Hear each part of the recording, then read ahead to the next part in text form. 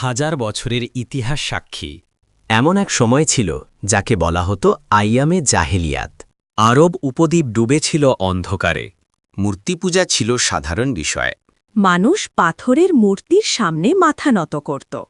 নারীদের কোনো সম্মান ছিল না। এমনকি কন্যা সন্তানকে জীবন্ত কবর দেওয়াও ছিল সমাজের নিয়ম। সমাজ ছিল নিষ্ঠুরতায় ভালা। মানুষ শক্তিশালীর দাস ছিল। দুর্বলদের কোনো অধিকার ছিল না।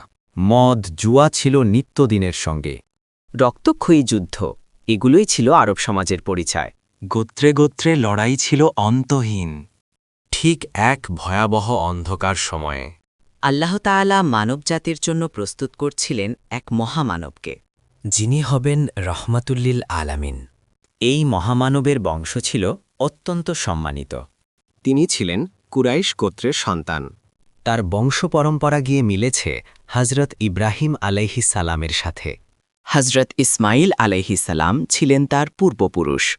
তার পিতা ছিলেন আবদুল্লাহ। মাতা ছিলেন পবিত্র ও মর্যাদাবান নারী আমিনা রাদিয়াল্লাহু।